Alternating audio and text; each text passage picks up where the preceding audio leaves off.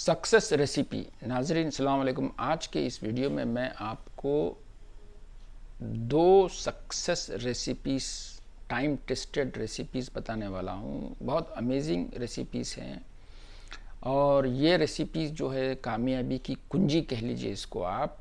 इसको मैंने मैं दो बातें आपके सामने कहने वाला हूँ। जो पहली बात है वो मैंने संदीप माहेश्वरी से सुनी है। संदीप माहेश्वरी के हज़ारों वीडियोस आपको यूट्यूब पे मिल जाएंगे और वैसे तो सक्सेस के बारे में हज़ारों किताबें, बहुत सारे यूट्यूब के ऊपर हज़ारों वीडियोस मिल जाएंगे आपको। तो मुझे जो बहुत इतने सारे सुनने के बाद में जो दो बातें बहुत ज़्यादा पसंद आई हैं, दोनों अलग अलग बातें हैं लेकिन मैं आपके सामने उन दोनों को बयान करने की कोशिश करूँगा।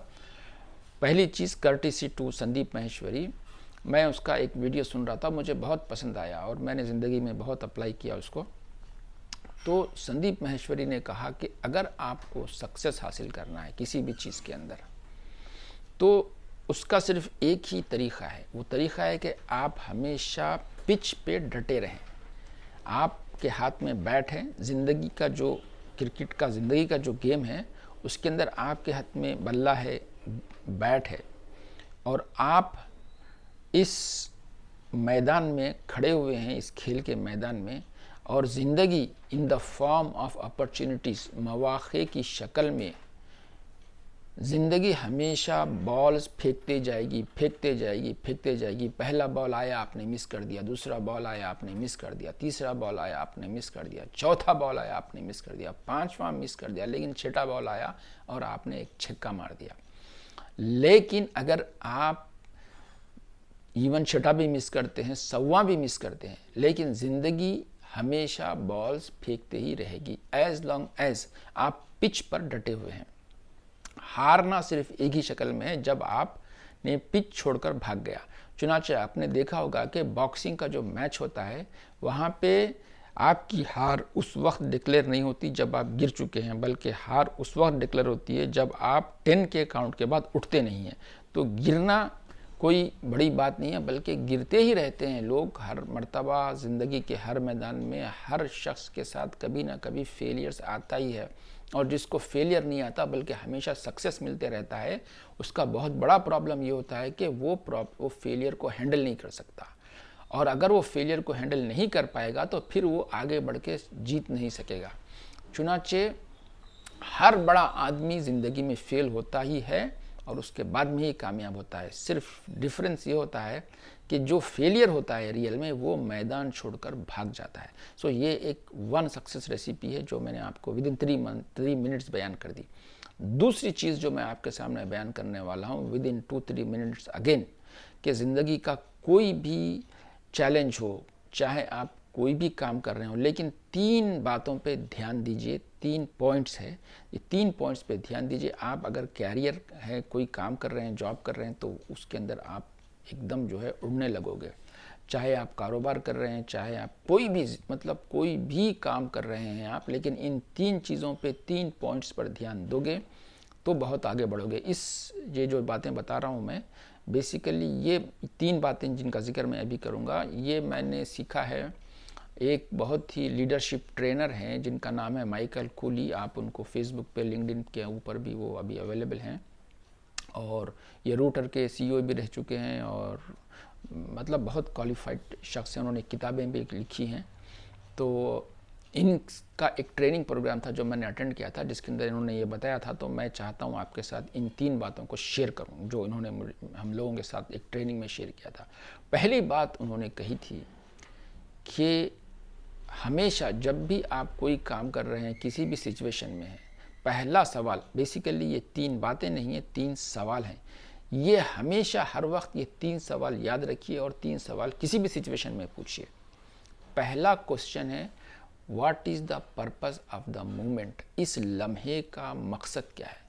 आप यहाँ क्यों बैठे हैं? आप कोई भी काम कर रहे हैं, जैसे मिसाल के तौर पे अगर मैं ये वीडियो रिकॉर्ड कर रहा हूँ तो इस टाइम पे the purpose of the moment is to record the video.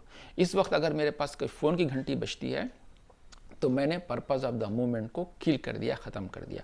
इस वक्त मैं खाना खाता हूँ जो कि बहुत अहम चीज़ है, तो भी मैंने इस वक्त मैं कोई भी काम करूं, चाहे कितना भी बड़ा काम हो, ये पर्पस ऑफ द मोमेंट नहीं है। पर्पस ऑफ द मोमेंट वो है जिस मकसद के लिए आप उठे हैं, कोई भी काम कर रहे हैं आप, अगर स्टडी का टाइम है आपका, तो पर्पस ऑफ द मोमेंट ये है कि उस टाइम पे सिर्फ स्टडी करें। उस वक्त आपके सामने करोड़ रुपए का कोई प्रोजेक्ट आता है, उसको छोड़ना चाहिए। और जिस वक्त आप बिजनेस में हैं तो पर्पस ऑफ द मोमेंट सिर्फ बिजनेस है। खेल में है तो पर्पस ऑफ द मोमेंट सिर्फ खेल है। अगर इबादत कर रहे हैं आप तो पर्पस ऑफ द मोमेंट सिर्फ इबादत है। उस वक्त में कोई बादशाह भी आपसे मिलने आता है, यू हैव टू से नो। तो पर्पस ऑफ द मूवमेंट को हमेशा जहन में रखिए। हमेशा ये सवाल कीजिए कि what is the purpose of the movement. अगर आप किसी से गुफ्तगू कर रहे हैं और आपको गुफ्तगू करते वक्त ये पता चल जाए कि जब बात कर रहे हैं तो बात करने का कुछ मौजू होता है, कुछ टॉपिक होता है, उस वक्त आप इधर उधर बहक जा रहे हैं, घंटों इधर उधर की बात कर रहे हैं, तो आपने पर्पस ऑफ द मूवमेंट को फेल कर दिया। 1 घंटे की गुफ्तगू हुई, एक्चुअली आपका काम सिर्फ 2 मिनट की गुफ्तगू का था। तो पर्पस ऑफ द मूवमेंट को हमेशा जहन में रखिए। ये पॉइंट नंबर 1 था, पर्पस ऑफ द मूवमेंट। ये इसको छोटा मत समझिए, बहुत अहम पॉइंट है ये। दूसरा पॉइंट जो मैं आपके सामने बयान करने वाला हूँ वो है दूसरा सवाल कि आप ये पर्पस ऑफ द मूवमेंट जानने के बाद में दूसरा सवाल कीजिए कि इज़ द प्रोसेस राइट। जब आपको पता चल गया कि आपके मूवमेंट का पर्पस क्या है, तो जो प्रोसेस आपने इख्तियार किया है, क्या वो प्रोसेस सही है या वो प्रोसेस गलत है, ये बहुत इंपॉर्टेंट है।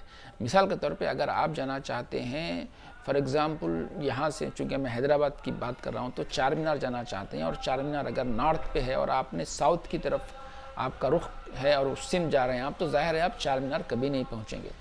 तो प्रोसेस का भी सही होना बहुत ज़रूरी है। अगर आप कोई भी काम कर रहे हैं लेकिन आपका प्रोसेस रॉन्ग है तो आप वहाँ तक नहीं पहुँच पाओगे। तो सेकंड मोस्ट इम्पॉर्टेंट क्वेश्चन जो आपको पूछना है कि मेरा पर्पस ऑफ द मूवमेंट तो डिफाइन हो गया, उस पर्पस को पहुँचने के लिए, उस ऑब्जेक्टिव को अचीव करने के लिए मेरा जो प्रोसेस है वो प्रोसेस राइट है या रॉन्ग है। ये बहुत इंपॉर्टेंट क्वेश्चन है जो आपको करना चाहिए, और जब उसका जवाब मिल जाए तो फिर राइट प्रोसेस की तरफ आगे बढ़ना चाहिए।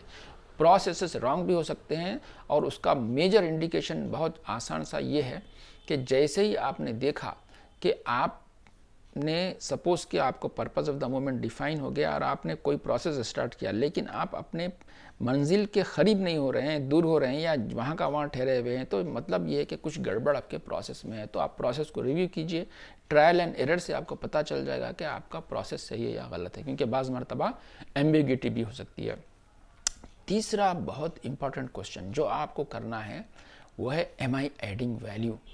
अगर आप किसी भी सिचुएशन में हैं, आप किसी जगह पे हैं, अगर आप वैल्यू ऐड नहीं कर रहे हैं अपने बिजनेस में, अपने